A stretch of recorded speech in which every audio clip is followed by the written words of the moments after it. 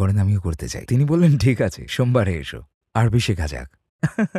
আমি বললাম, ঠিক আছে, শিখব। একবার আপনাকে বলতে শুনেছি, আমি কোরআনকে প্রাণের চেয়ে বেশি ভালোবাসি। কোরআনের কোন দিকটার কারণে এমনটা অনুভব করেন? এর মধ্যে প্রথমটা হলো কিভাবে এটা আমার সমস্ত জট খুলে দিল। যেমন আমি ধর্ম নিয়ে কি ভাবতাম, সৃষ্টিকর্তা সম্পর্কে কি ভাবতাম, জীবনের লক্ষ্য নিয়ে কি ভাবতাম, সবগুলোর সমাধান করে দিয়েছে।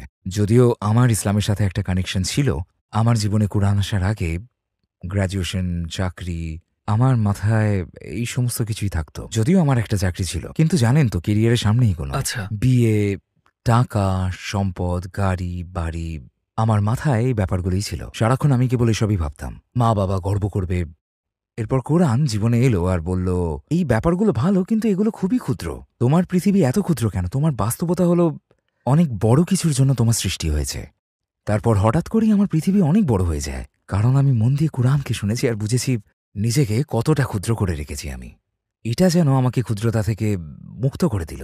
এটার সাথে অন্য যে জিনিসটা আমার জীবনে এলো সেটা হলো, আমি বুঝতে পারিনি কখন এটা ঘটলো, কিন্তু আমি জানি কোরআনের জন্য এইসব কিছু হয়েছে। আত্মবিশ্বাস।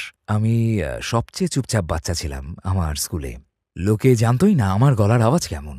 আমি ছিলাম একটা লাজুক ছেলে। পাবলিক স্পিকিং ক্লাসে আমি কোনো মতে পাশ করতাম। মানে ওয়াও, বিশ্বাসই হচ্ছে না আমার। কলেজের ফার্স্ট সেমেস্টার।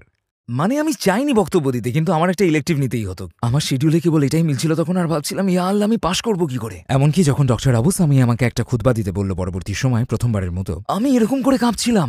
ভাবা যায়, কিন্তু কোরআন আমার জন্য যা করেছে তার একটা হলো, এটা আমাকে অন্যের মাপকাঠি থেকে মুক্তি দিয়েছে। এখন পর্যন্ত আল্লাহর সাথে আমার সবকিছু ঠিকঠাক চলছে, ততক্ষণ কে কি ভাবছে তার কোনো মূল্যই নেই।